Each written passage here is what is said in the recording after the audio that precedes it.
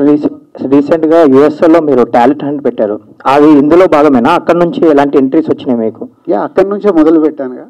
So మీకు అంటే నేను గ్రౌండ్ వరకు 1 year నుంచి చేస్తుందని చెప్పింది అదే.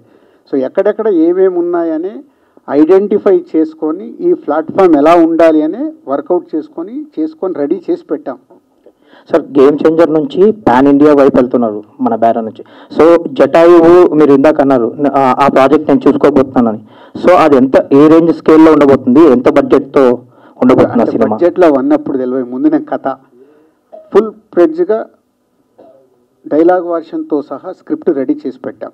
సో ఇప్పుడు వర్క్ స్టార్ట్ అవుతుంది, అంటే గేమ్ చేంజర్ అయ్యే వరకు వర్క్ హోల్డ్లో ఉంది. జాన్ నుంచి ఇప్పుడు ఆ సైడ్ నేను వర్క్ మొదలు పెడుతున్నాను.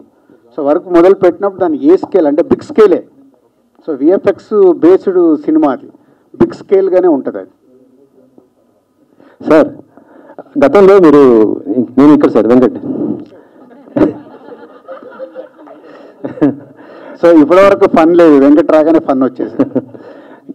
గతంలో కొంతమంది కొత్త ప్రొడ్యూసర్స్తో మీరు ఒక మీటింగ్ అప్పుడు పెట్టడం జరిగింది, దసపల్లాలో పెట్టారు కదా, అది ఏమైంది సార్? అంటే అది కూడా ఇలాంటిది ఒకటి చేశారు కదా ఇప్పుడు? జరుగుతుందిగా. వాళ్ళు ఇప్పుడు రాహుల్ యాదవ్ ఉన్నాడు, అద్భుతమైన సినిమాలు తీస్తూనే ఉన్నాడుగా. సో నాతో ఎక్కడ అసోసియేట్ అయ్యి 3 సినిమాలు తను చేసినవి నేను రిలీజ్ చేయడము, సక్సెస్ఫుల్గా న్యూ టాలెంట్తో సినిమా చేస్తున్నాడు. సో అలాగే బెక్కం గోపి చేస్తున్నాడు, ట్రావెల్ అవుతూ ఉన్నారు.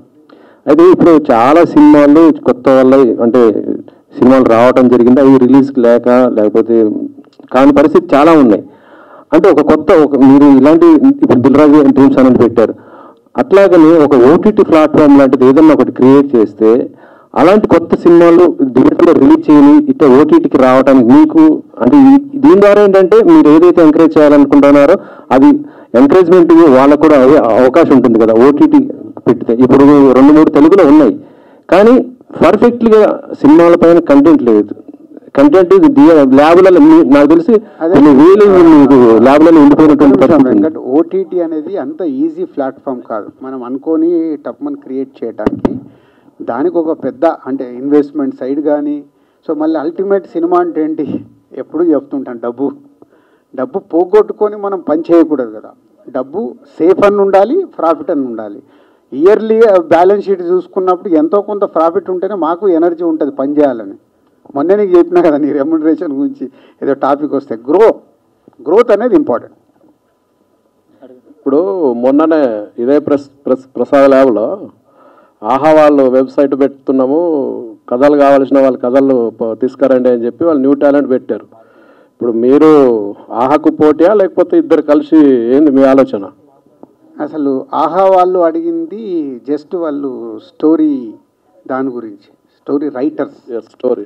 నా విజన్ అది కాదు, నా విజన్ అంతా ఎక్స్ప్లెయిన్ చేశాను కదా. నా విజన్ ఈజ్ ఎ బిగ్గర్, అంటే ఎనీ టాలెంట్ ఏ రూపంలో రావాలన్నా సినిమాలోకి రావాలనుకునే వాళ్ళకి రైట్ ప్లాట్ఫామ్ కావాలని ఇది నేను ఆల్మోస్ట్ 1.5 years నుంచి వర్క్ చేస్తున్న ఇది. సో వాళ్ళది ఓన్లీ స్టోరీ సైడ్ చూస్తున్నారు. I'm not looking only story. ఒక director, writer, actor, music director, DOP, producer, ఇలా ఆల్ క్రాఫ్ట్స్. దాంతోపాటు అందుకే మిమ్మల్ని కూడా ఒక రిక్వెస్ట్ చేశాను మీ దగ్గరికి, ఎవరిది నాకు రియాక్షన్ రాలా, చాలా ఆశ్చర్యంగా ఉంది. తర్వాత చెప్తారేమో, ప్రెస్ మీట్ అయిపోయిన తర్వాత పర్సనల్గా చెప్తారా మీకు? మీరు అందరు సేమ్ జోన్లో ఉందాం.